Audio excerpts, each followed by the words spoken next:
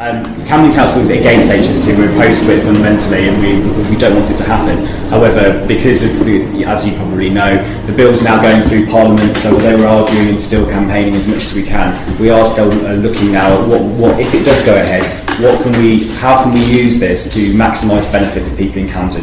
I mean by things like, if there's going to be development there, how can we make sure that local people get jobs there? How can we make sure we get apprenticeships for young people who don't have opportunities there? One of the biggest things, obviously, is affordable housing. How can we get homes that people can genuinely afford, not just posh flats that people in the Euston area couldn't possibly hope to ever live in? So there's so many mitigation measures that need to be made to ensure that we're doing the best we can for people. We've done a lot of work on this already. I'm really pleased to see this group here today, though, because I think you're absolutely right. Lots of people want to engage in different ways about what are their needs, what's their situation, what would be an appropriate mitigation for the impact on their life, and what positive social benefits might we be able to achieve.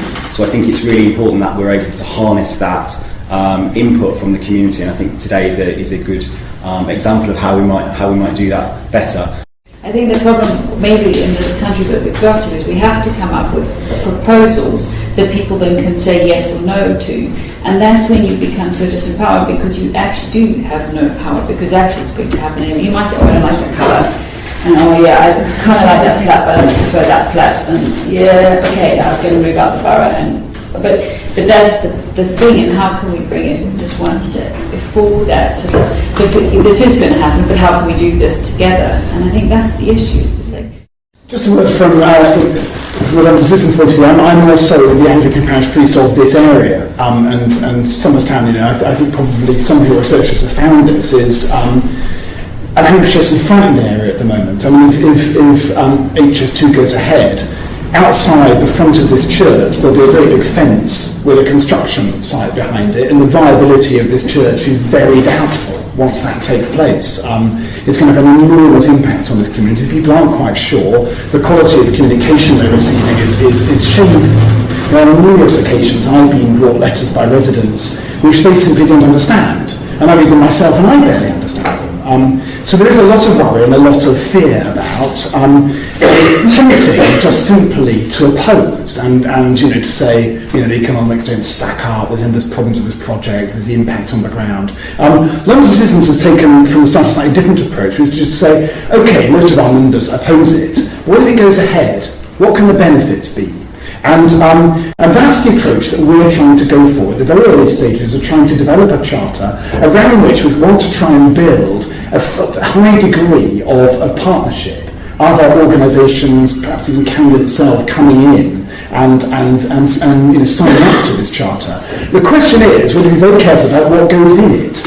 And there's some things which are probably quite clear, a percentage of jobs for local people, as Phil said, guarantees around housing, guarantees around training opportunities, and also the living wage, and ensuring that this is a living wage site, and that when it's finished, Euston Wage is a living wage zone.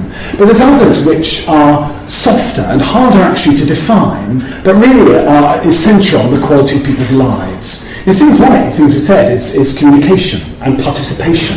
How can people be actually involved in this development, which is going to have such a radical impact on their lives? How can they receive communication that they understand? How can their voices be listened to? How can what local people say actually drive policy as the project goes ahead?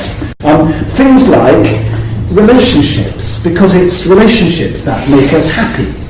This development could be really serious in terms of slicing a community up and making it hard for people to meet with one another, making it hard for them to access the services and the community facilities they need. How can the build phase be managed such that the sort of thing we're talking about in terms of connectedness and the quality of people's lives are managed?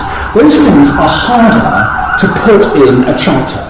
Because the thing about a charter is the language needs to be simple, the terms need to be clear and measurable, it needs to be a model of clarity in communication. And I think some of the work here is going to really help us in nailing down some of those softer demands we might make in a charter, which will actually be the difference between success and failure.